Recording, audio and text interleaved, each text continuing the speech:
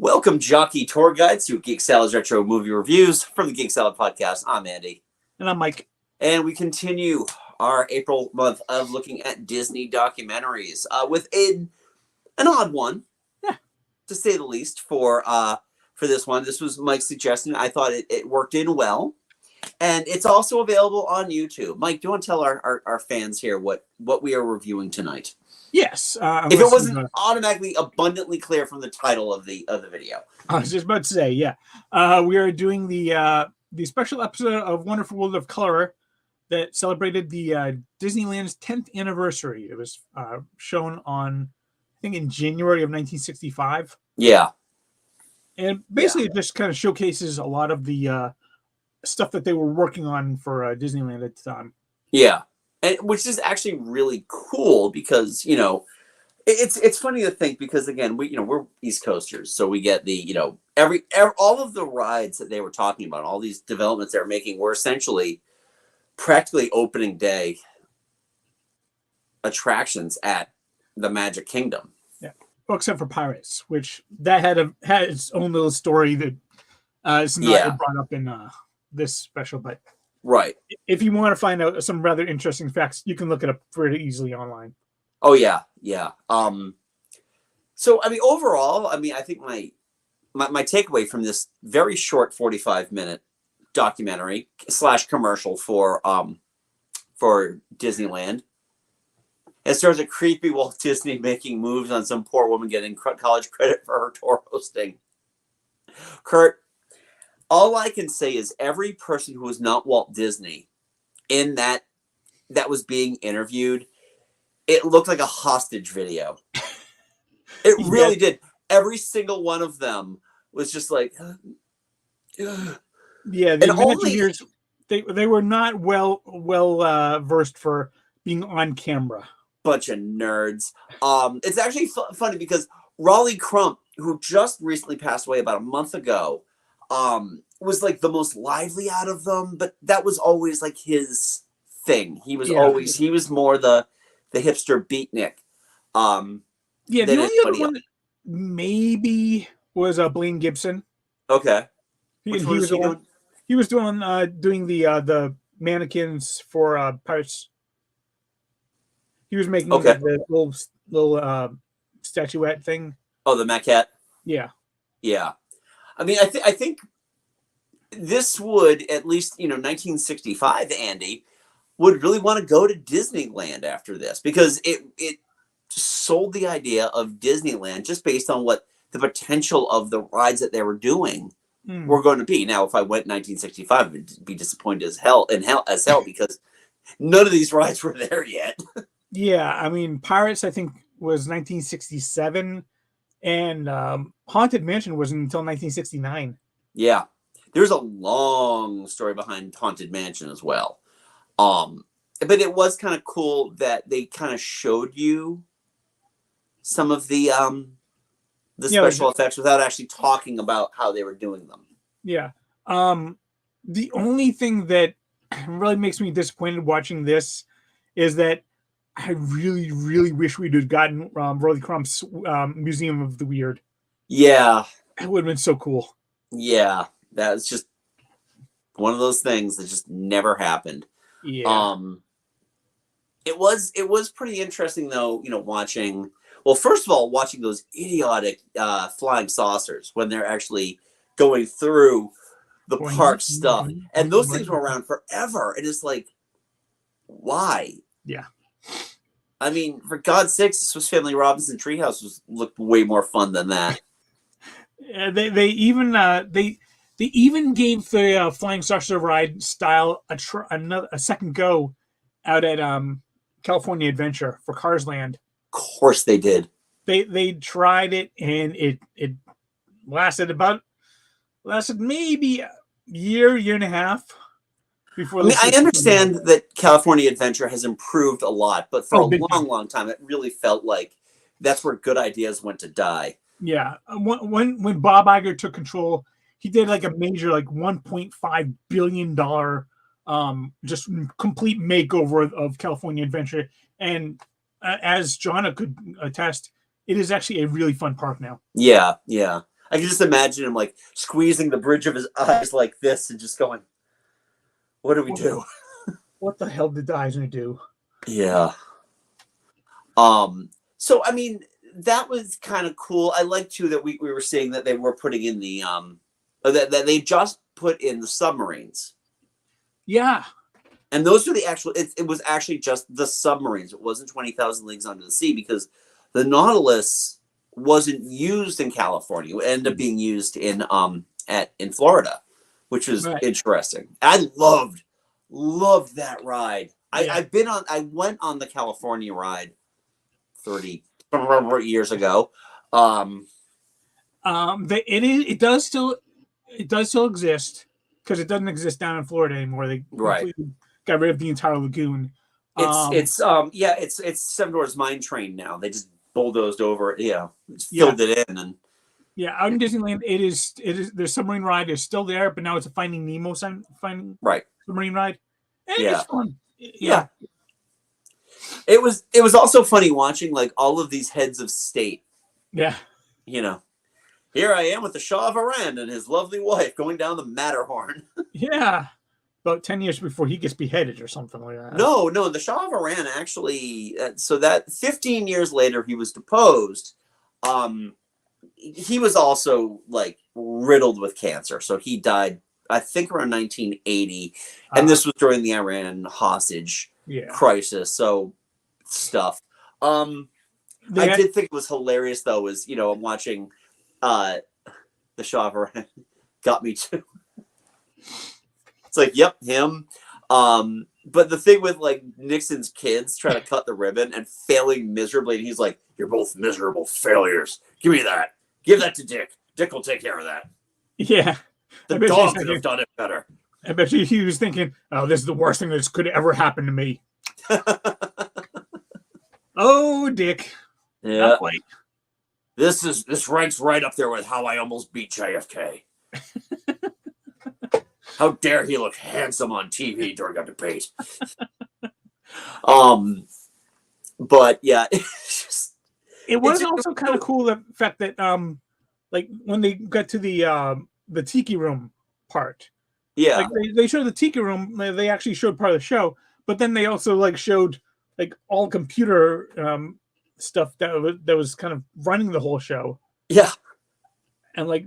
Most of the people that were watching it in 1965 had no idea what the hell any of that was, but it was still kind of cool that, like, Walt, he wanted to preserve the magic, but he also wanted to show you, don't worry, we've got this under control. We know what. Right, exactly. They're not gonna, they're not gonna gain sentience and. Right. It was that was kind of funny. It's just that sequence, and I kind of feel like the Jungle Cruise went way too long because this is before. I feel like Jungle Cruise got a second life when they started letting the skippers have fun with it instead of being like, all right, so everyone, we're just going down the river right now and alligator! What the hell? You pulled a gun! You pulled a gun on that thing!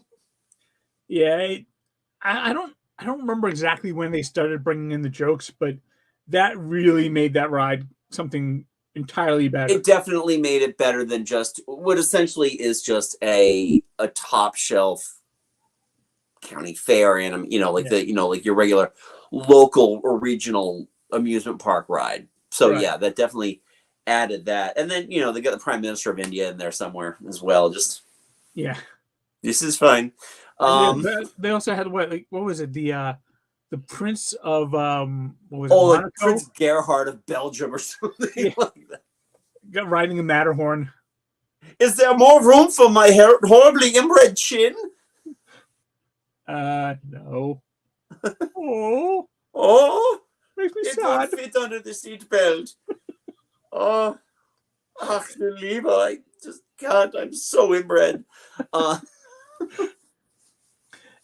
It was just my father and my mother were half cousins.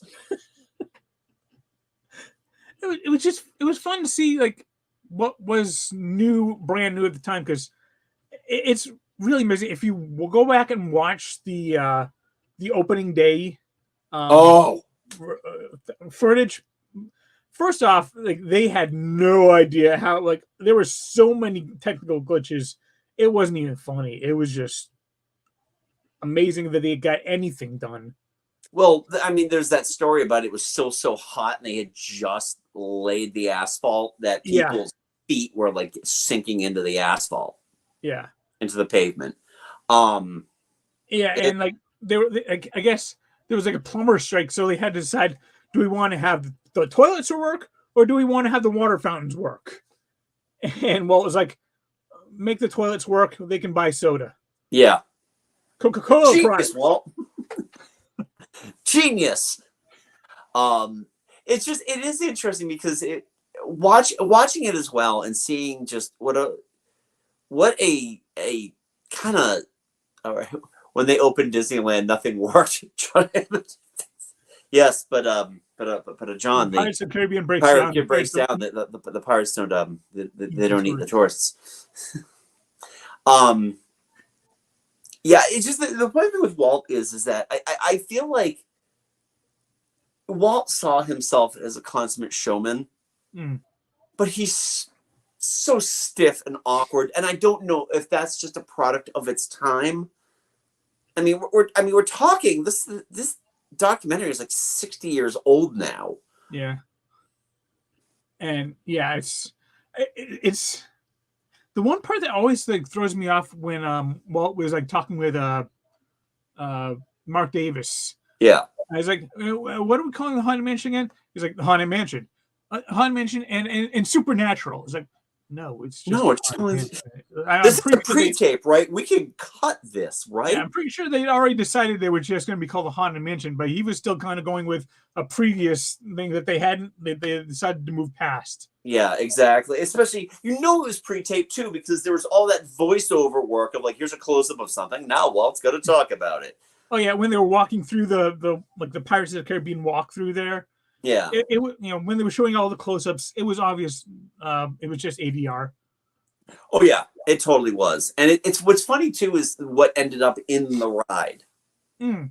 Not all of it ended up in the ride. The guy walking the plank, I don't believe was originally part of that. No. Red was not tied up. Red was never tied up. No. In fact, the whole thing of the order of the brides was kind of switched around from the model because it was Red and then it was the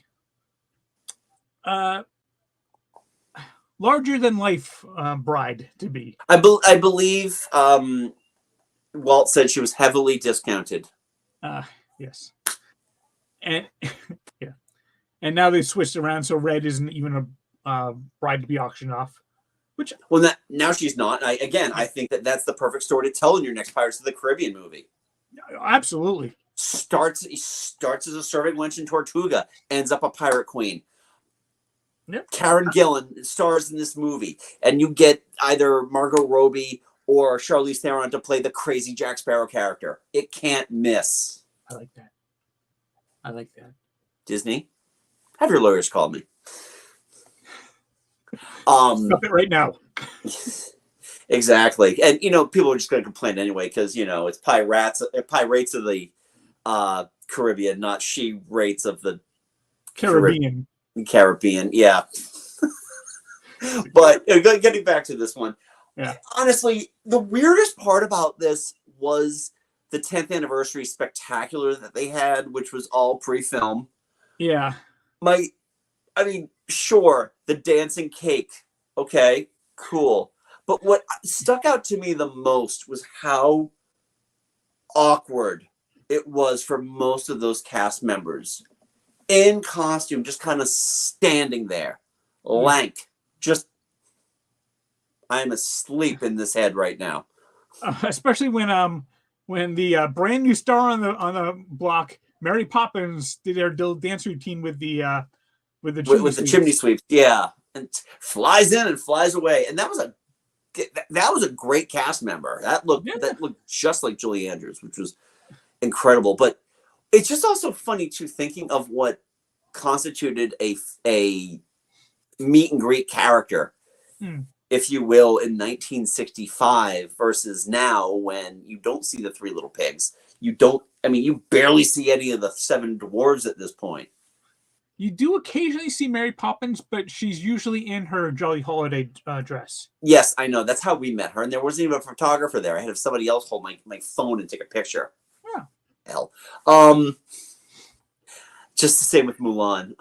It was a big opportunity, not including Dick Van Dyke and his Cockney accent. No, the man's a national treasure, but that Cockney accent is, again, where good ideas go to die. I personally, I think that's part of the charm of Mary Poppins. Yeah, I love his Cockney accent. It is the worst, and I love it to bits. well, yeah, exactly. I mean, Mary Poppins is practically a perfect movie. It's, practically perfect in every way. Oh, yeah. The stuff in the part, like the actual, like, we're just going to do this pre-tape thing. You know what it made me remember? Did you ever see the riff tracks Fun in Balloon Land? Oh, I think so, yes. Kind of like that. Yeah.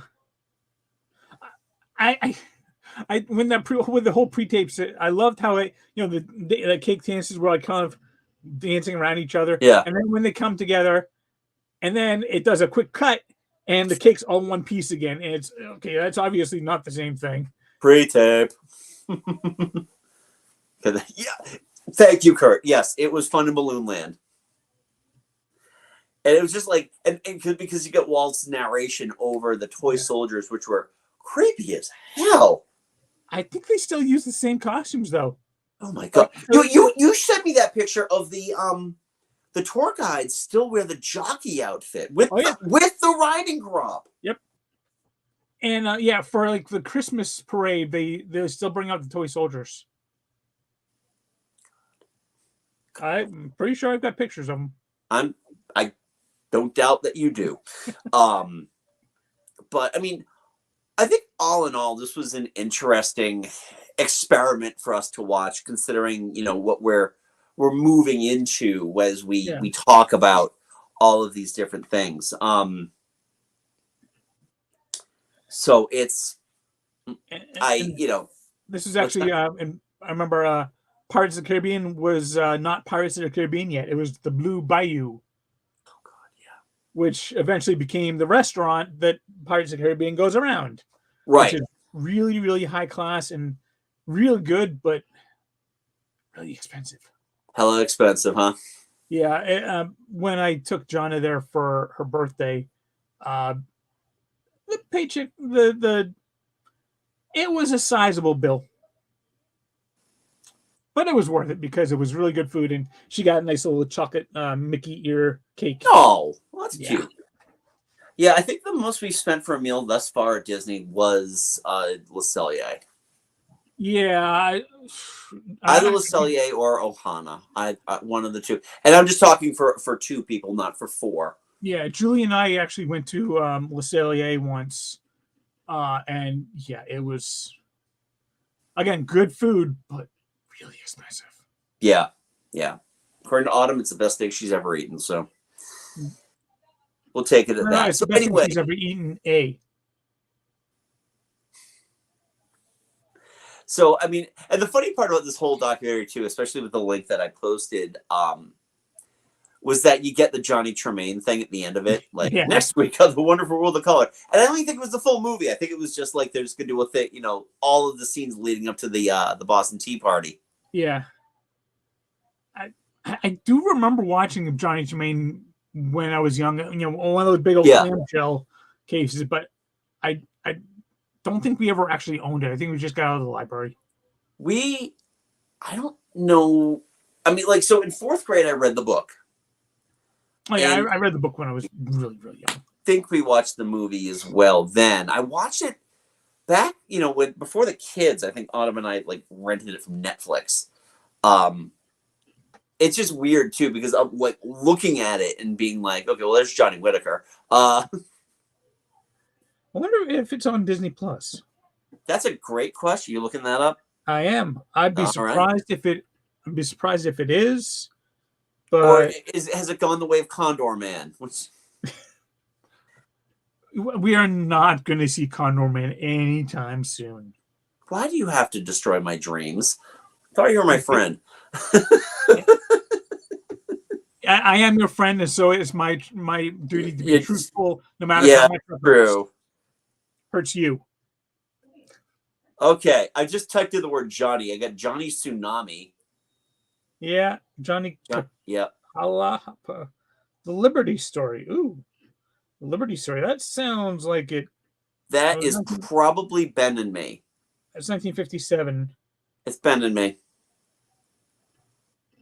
Oh yeah, it's like a little cartoon. Yeah. Yeah, I do not. Johnny Tremaine is not on Disney Plus. No. I'm genuinely curious if it's like one of those things like the like when the Black Hole was kind of sold to Anchor Bay. So it could be that. Who knows? I will continue to look for it on the streaming services. But it was like, oh hey, I remember this movie. Yeah. And that was the end of it. There are a bunch of movies from the Sunday Night Wonderful World of Disney that I wish they would put on there. I'm shocked. I'm shocked. I mean, you can go all the way back to when we were kind of like looking at all the live action movies of Walt Disney and the stuff we were hoping, we were expecting to show up on Disney Plus on day one. That was 3.5 years ago. And yeah, I'm still waiting for Mr. Boogedy. That one I'm surprised is not on there. And the sequel, Bride of Boogedy. Starring David Faustino in like one of the few things other than Married to Children he did. Oh my God. Yeah. So his career has not hit the heights of Katie Seagal and Christina Applegate. Yeah, even Ed O'Neill. Oh yeah, no, Ed O'Neill is way more popular than David. I'm fairly certain Buck the dog had a better career. So I think he died. Yeah. A better career. So anyway. I don't know. Do you have anything else that you want to say about this? I mean, normally we talk like, when they talk about music and stuff like that. I mean, the music was just your typical Disney incidental music. No,